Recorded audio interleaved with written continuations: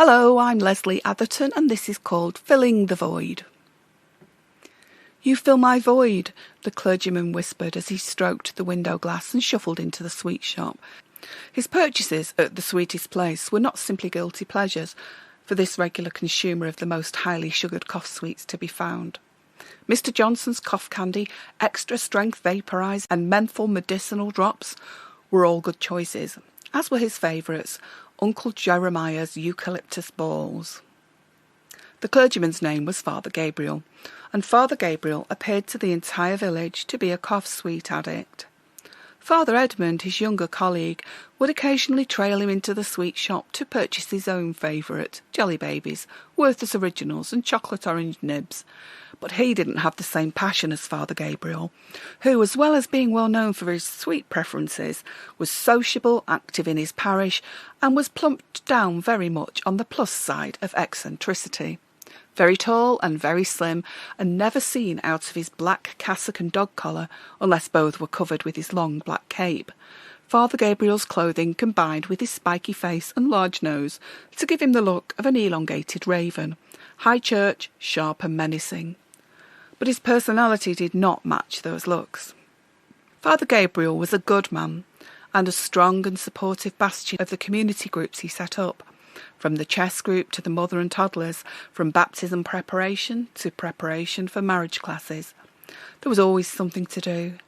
His parishioners were aware of much about him. After all, Gabriel believed that the personal lives of men of his calling should all be open books, but there were some things they did not know.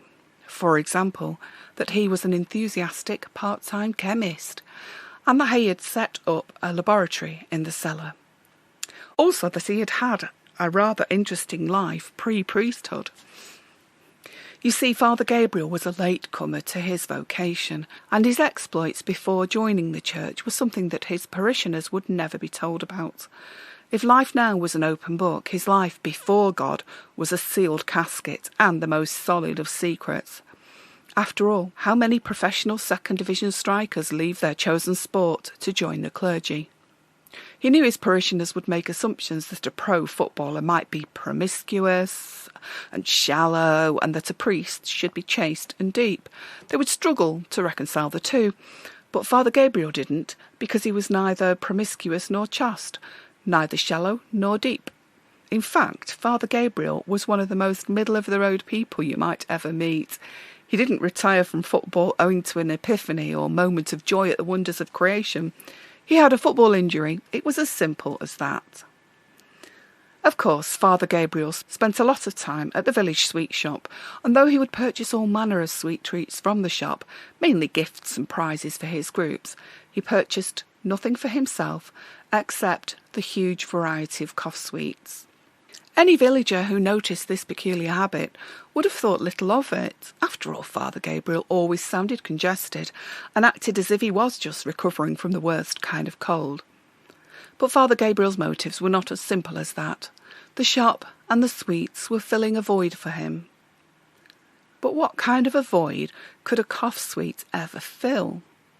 Well, certainly he wasn't requiring them for research into the common cold. He did, in fact, use their essential oils and compounds to plug up the void in the earth that Father Gabriel believed was destroying itself owing to all the evil and selfishness in the world. Cough sweets and their particular combinations of spicy, sweet and aromatic fit the bill just perfectly. It took the mind of a chemist, the ethical beliefs of a priest, the determination of a professional sportsman, and the look of someone whose church is right next to an old-fashioned sweetie shop to bring this about. And when combinations of this kind are accidentally created, the coincidence factor makes for something rather special. A breach in the earth-hell divide? Oh yes, that's what it was. But it was a small breach, a gap. A void he knew could only be plugged with sticky, sweet, aromatic candies, and only be plugged by Father Gabriel.